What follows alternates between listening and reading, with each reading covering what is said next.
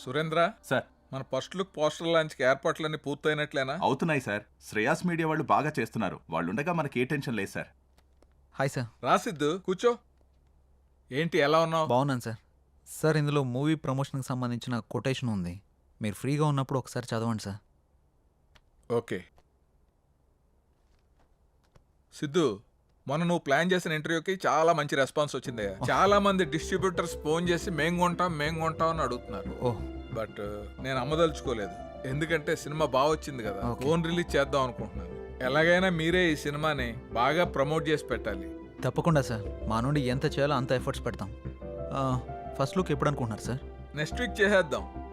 మా Surendra first look పంపిస్తాడు, అది రాగానే ప్రమోషన్ స్టార్ట్ చేద్దాం. ఓకే సార్, ఇంకా నేను బయలుదేరుతాను.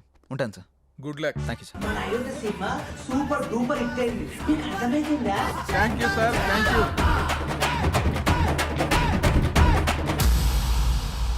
చాలా సంతోషం అండి, thank you. Hello, thank you sir, thank you. మన అయోధ్య సినిమా వచ్చిందిరా, టికెట్లు బుక్ చేసుకోరా, టైం అయిపోతా ఉంది. వచ్చింది, మ్యాచ్ వచ్చింది. టోటల్ మూవీ బాగుంది.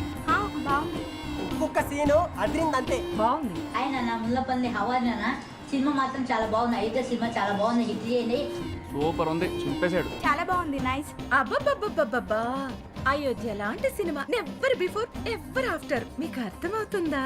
ఇప్పుడే దిల్ రాజు గారు ఫోన్ చేశారు, చాలా బాగుందంట అన్ని ఏరియాలు.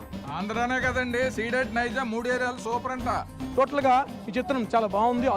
అద్భుతాన్ని సంక్రాంతికి రిలీజ్ చేసేటువంటి సినిమాగా రిలీజ్ చెప్పుకోవచ్చు.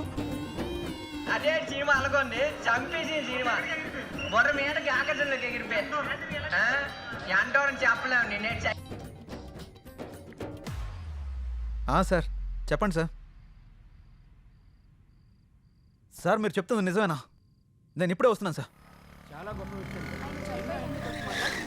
నా మీద చాలా మంచి అభిప్రాయం ఉందండి. ఇలా జరుగుతుంది ఎక్స్పెక్ట్ చేయలేదు. సడన్ గా ఇలాగా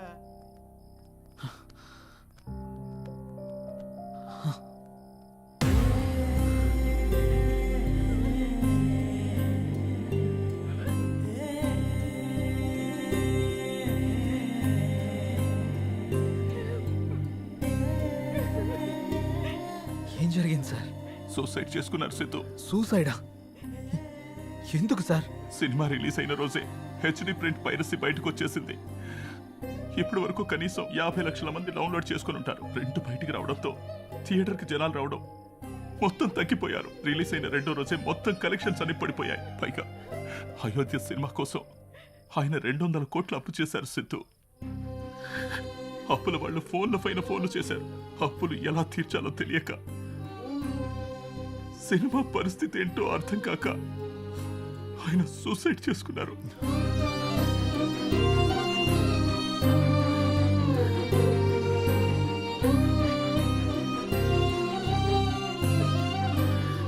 ప్రొడ్యూసర్ సత్యానంద్ గారి హఠాత్ మరణానికి సినీ ప్రముఖులు తీవ్ర దిగ్భ్రాంతికి లోనవుతున్నారు.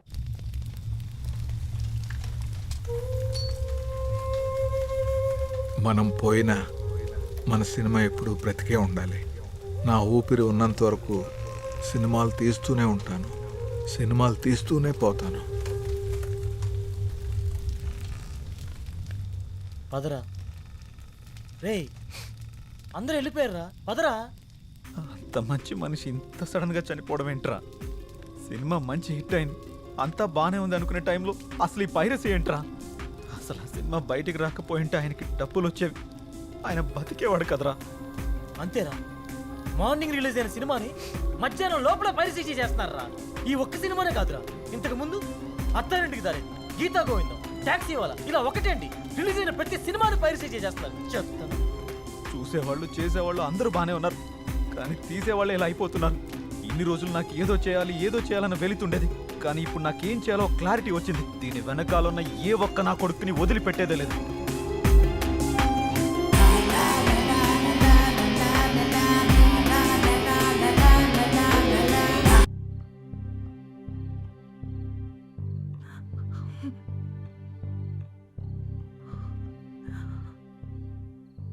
బాధపడకండి మేడం, ఆయన లేకున్నా ఆయన సినిమాలు ఇంకా బతికే ఉన్నాయి. మా ఆయన చిన్నప్పటి నుండి నాకు బాగా తెలుసు. 10 ఏళ్ల వయసున్నప్పుడు సినిమా మీద అభిమానంతో థియేటర్లో సినిమా టికెట్లు ఇచ్చే పని చేసేవారు. ప్రతిరోజు సినిమా చూడొచ్చు అని.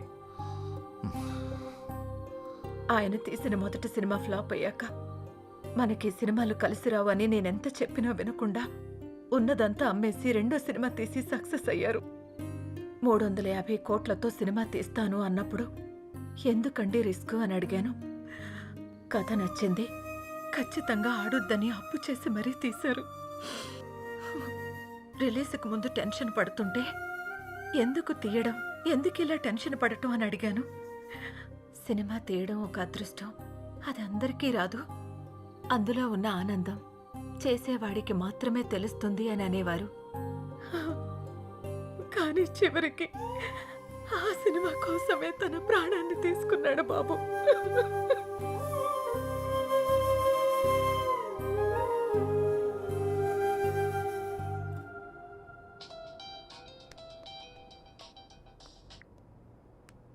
హలో చెప్పరా. ఆ సైబర్ టీం వాళ్ళ కాంటాక్ట్ దొరికింది. వాళ్ళకి కాల్ చేశాను. రేపు మార్నింగ్ అపాయింట్మెంట్ ఇచ్చారు. సరే రేపు వెళ్ళి కలుద్దాం. సార్ నా పేరు సిద్ధు, నేను హెచ్ఎంటీవీలో జర్నలిస్ట్ని. వీళ్ళు నా టీం. మొన్న అయోధ్య సినిమా పైరసీ అయి ప్రొడ్యూసర్ సత్యానంద్ గారు చనిపోయిన విషయం మీకు తెలిసే ఉంటుంది. యా, నాకు ఈ పైరసీ గురించి కొంచెం ఇన్ఫర్మేషన్ కావాలి సార్. ఓకే చెప్పండి. అసలు ఈ పైరసీ ఎలా జరుగుతుంది సార్? ఈ పైరసీ అనేది పెద్ద మాఫియా. ఇది చాలా రకాలుగా జరుగుతుంది. ఈ థియేటర్స్తో లింకులు పెట్టుకొని వాళ్ళు థియేటర్లో రికార్డ్ చేసి దాన్ని వెబ్సైట్లో అప్లోడ్ చేస్తారు. కానీ ఇప్పుడు కొత్త టెక్నాలజీ వాడుతున్నారు. శాటిలైట్ ద్వారా వచ్చే కోడ్ని హ్యాక్ చేసి ఒరిజినల్ ప్రింట్ని బయటకు తీస్తున్నారు. ఆ తర్వాత ఆ మూవీని సైట్స్లో అప్లోడ్ చేస్తున్నారు. ఐపీ అడ్రస్ని ట్రేస్ చేసి ఆ అప్లోడ్ చేసిన సైట్ని బ్లాక్ చేయలేమా? బ్లాక్ చేయొచ్చు, కానీ ఇది బ్లాక్ చేసిన క్షణంలోనే వేరే డొమైన్ని యాక్టివేట్ చేస్తున్నారు. దీనివల్ల వాళ్ళకేంటి లాభం? లక్షల్లో సంపాదిస్తారు. ఎలా సార్? ఆ సైట్కి వచ్చే అడ్వర్టైజ్మెంట్స్ ద్వారా, వ్యూస్ ద్వారా, డౌన్లోడింగ్స్ ద్వారా సంపాదిస్తారు. వాళ్ళు తలుచుకుంటే మనిషి నీడను కూడా దొంగిలిస్తారు. దీన్ని కంట్రోల్ చేయలేమా? మేము ఎన్ని క్రైమ్స్ కంట్రోల్ చేసినా ఈ పైరసీని మాత్రం పూర్తిగా కంట్రోల్ చేయలేకపోతున్నాం. ఇది సిస్టమ్కి పట్టిన వైరస్ లాగా, బాడీలో వచ్చిన ఇన్ఫెక్షన్ లాగా విచ్చలవిడిగా పాకిపోతుంది. దీనికి స్టార్టింగ్ ఎక్కడో ఎండింగ్ ఎక్కడో కూడా అర్థం కావట్లేదు. ఒక సైట్ బ్లాక్ చేస్తే ఇంకొకటి, ఒక చోట పట్టుకుంటే ఇంకో చోట, ఇలా ఎక్కడ పడితే ఎక్కడ, ఎలా పడితే అలా పైరసీ చేసేసి కష్టపడి సినిమా చేసే వాళ్ళ లైఫ్ని స్పాయిల్ చేసేస్తున్నారు. ఇది ఆగాలంటే కొంచెం టైం పడుతుంది. ఓకే సార్, ఏదైనా అవసరం పడితే మిమ్మల్ని కలవచ్చా? Sure, any time. Thank you sir. Bye sir. Bye. మేమిద్దరం కలిసి షాపింగ్కి వెళ్ళి వచ్చే లోపల బండి. రే, అంత ఎక్స్పీరియన్స్ ఉన్న వాళ్ళే ఆపలేపారు, మనం ఎలా ఆపుతాంరా? సంకల్పంతో. రావణాసురుడు సీతను ఎత్తుకెళ్ళిపోయాక సీత పోతే పోయిందని రాముడు ఊరుకున్నాడా? హనుమంతుడి సాయంతో రావణాసురుడిని చంపి మరీ సీతను తెచ్చుకున్నాడు. అంటే ఇప్పుడు నువ్వు రాముడు, ఆయన హనుమంతుడా? ఏదైనా కావచ్చు, యుద్ధం మొదలు పెట్టాక ముందుకెళ్లాల్సిందే. ఒక పని చేద్దామా? ఏంటి? పైరసీ ఎలా ఆపాలి అని నా ఇన్స్టాలో పోస్ట్ చేస్తే ఎవరైనా మంచి ఐడియా ఇస్తారేమో. వాళ్ళకంత టాలెంట్ ఉంటే నిన్నెందుకు ఫాలో అవుతారు? ఆపుతావా? నా ఫాలోవర్స్ లో 2000 పైగా డాక్టర్స్, 20,000 పైగా ఇంజనీర్స్, 30,000 పైగా ఎంప్లాయీస్ ఉన్నారు తెలుసా?